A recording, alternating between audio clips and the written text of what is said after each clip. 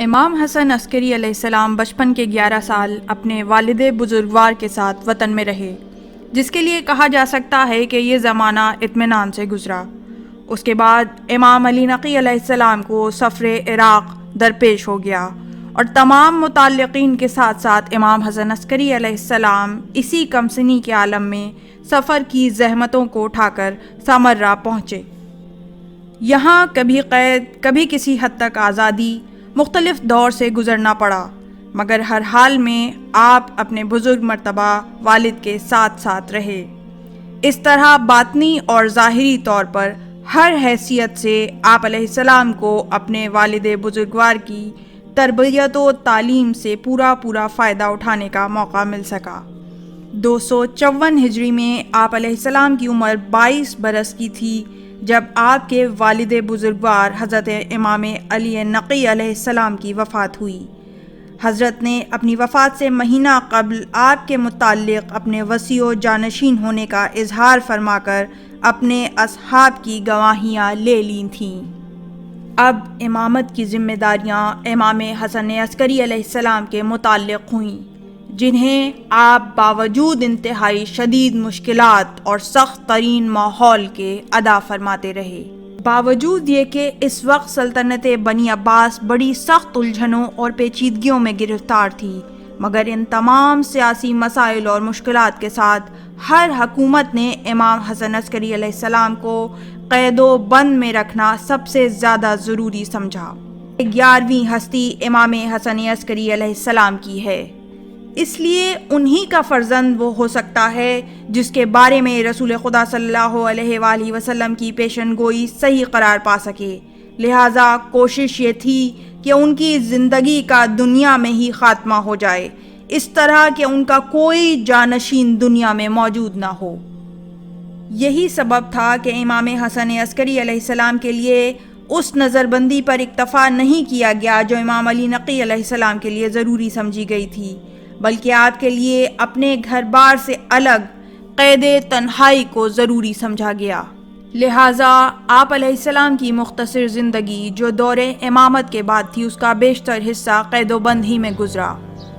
اس قید السلام نے مسلمانوں کے شکوک و شبہات کو دور کر کے انہیں اسلام کے جادے پر قائم رکھا۔ اس واقعے کا اثر اتنا ہوا کہ اب معتمد کو آپ علیہ السلام کو پھر اسی قید خانے میں واپس کرنے میں خجالت دامنگیر ہوئی۔ اس لیے آپ کی قید کو آپ کے گھر میں نظر بندی کے ساتھ تبدیل کر دیا گیا، مگر آزادی پھر بھی نصیب نہ ہو سکی۔ ائمہ اہل بیت علیہم السلام جس حال میں بھی ہوں، ہمیشہ کسی نہ کسی صورت سے امامت کے فرائض کو انجام دیتے رہتے تھے۔ امام حسن عسکری علیہ السلام پر اتنی شدید پابندیاں عائد تھیں کہ علوم اہل بیت علیہ السلام کے طلبگاروں اور شریعت جعفری کے مسائل دریافت کرنے والوں کا آپ تک پہنچنا کسی صورت سے ممکن نہ تھا۔ اسی لیے حضرت نے اپنے زمانے میں یہ انتظام کیا کہ ایسے افراد جو امانت و دیانت، علمی و فقہی بصیرت کے اس درجہ حامل تھے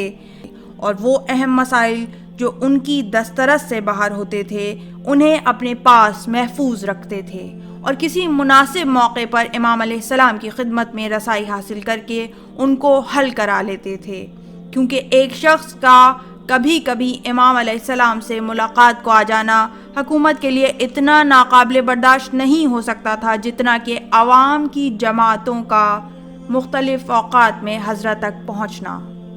انہی سفرہ محمد بن عثمان نے، جو امام حسن عسکری علیہ السلام کے ممتاز نائب تھے اور عین دارالسلطنت بغداد میں مقیم تھے،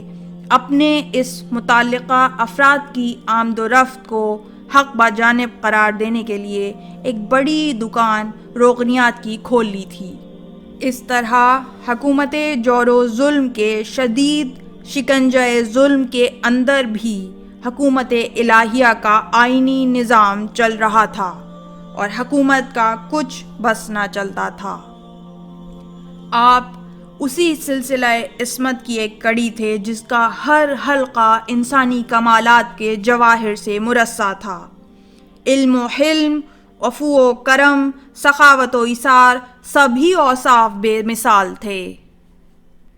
عبادت کا یہ عالم تھا کہ اس زمانے میں بھی جب آپ علیہ السلام سخت قید میں تھے، معتمد نے جس سے بھی آپ کے متعلق دریافت کیا، یہی معلوم ہوا کہ آپ علیہ السلام دن بھر روزہ رکھتے ہیں اور رات بھر نمازیں پڑھتے ہیں، اور سوائے ذکر الہی کے کسی سے کوئی کلام نہیں فرماتے۔ اگرچہ آپ علیہ السلام کو اپنے گھر پر آزادی کے ساتھ سانس لینے کا موقع بھی بہت کم ہی ملا، پھر بھی جتنے عرصے تک قیام رہا، دور دراز سے لوگ آپ علیہ السلام کے فیض و عطا کے تذکرے سن کر آتے تھے اور بامراد واپس جاتے تھے۔ آپ علیہ السلام کے اخلاق و اوصاف کی عظمت کا عوام و خواص سبھی کے دلوں پر سکہ قائم تھا۔ چنانچہ جب احمد بن عبداللہ بن خاقان کے سامنے، جو خلیفہ عباسی کی طرف سے شہر قم کے اوصاف و صدقات کے شعبے کا افسر اعلیٰ تھا، سادات علوی کا تذکرہ آ گیا تو وہ کہنے لگا کہ مجھے کوئی حسن عسکری سے زیادہ مرتبہ اور علم و زہد و عبادت و وقار و ہیبت و حیا و عفت و شرف و عزت اور قدر و منزلت میں ممتاز اور نمایاں نہیں معلوم ہوا۔ باوجود یہ کہ آپ علیہ السلام کی عمر مبارک بہت مختصر ہوئی، یعنی صرف 28 برس، مگر اس محدود اور مشکلات سے بھری ہوئی زندگی میں بھی آپ علیہ السلام کے علمی فیوز کے دریا نے بڑے بڑے بلند پایا علماء کو سیراب ہونے کا موقع دیا۔ اسی طرح اس زمانے کے فلسفہ داں جو دہریت اور الحاد کی تبلیغ کر رہے تھے مقابلہ فرمایا، جس میں نمایاں کامیابی حاصل ہوئی۔ اسی طرح اس زمانے کے فلسفہ دانوں سے کہ جو دہریت اور الحاد کی تبلیغ کر رہے تھے، آپ علیہ السلام نے پرزور مقابلہ فرمایا، جس میں آپ کو نمایاں کامیابی حاصل ہوئی۔ آپ کے سامنے بڑے بڑے علماء اور فلسفہ دانوں نے زانوئے ادب طے کیے جو آپ کی شاگردگی کو قابل فخر تصور کرتے تھے، جن میں احمد بن اسحاق الاشعری، احمد بن ابراہیم بن اسماعیل، ابراہیم بن ابی حفص ابو اسحاق، ابو ہاشم داؤد بن قاسم جعفری، داؤد بن ابی زید نیشاپوری، ابو طاہر محمد بن علی، ابو العباس عبداللہ بن جعفر جیسے بہت سے شاگرد نمایاں ہیں۔ ابو ہاشم داؤد بن قاسم جعفری سن رسیدہ عالم تھے۔ انہوں نے امام رضا علیہ السلام سے امام حسن عسکری علیہ السلام تک 4 اماموں کی زیارت کی اور ان بزرگوں سے فیوز بھی حاصل کیے۔ وہ امام علیہ السلام کی طرف سے نیابت کے درجے پر فائز تھے۔ خصوصیت کے ساتھ تفسیر قرآن میں ابو علی حسن بن خالد بن محمد بن علی برقی نے آپ کے افادات سے ایک ضخیم کتاب لکھی، جسے حقیقت میں خود حضرت ہی کی تصنیف سمجھنا چاہیے، یعنی حضرت بولتے جاتے تھے اور وہ لکھتے جاتے تھے۔ علماء نے لکھا ہے کہ یہ کتاب 120 اجزاء پر مشتمل تھی، اور جس طرح تاریخ میں شیعہ کتب خانوں کو جلایا گیا، جس کے نتیجے میں ہزاروں قلمی نسخے راکھ کا ڈھیر بن گئے، افسوس ہے کہ یہ علمی ذخیرہ بھی اس وقت ہاتھوں میں موجود نہیں ہے۔ یہ سب علمی کارنامے اس حالت میں ہیں کہ جب مجموعی عمر آپ علیہ السلام کی 28 برس سے زیادہ نہ ہو سکی، اور اپنے والد بزرگوار کے بعد صرف 6 برس امامت کے منصب پر فائز رہے، اور وہ بھی ان مشکلات کے شکنجے میں جن کا تذکرہ ابھی ہم نے آپ کے سامنے کیا۔ اتنے علمی و دینی مشاغل میں مصروف انسان کو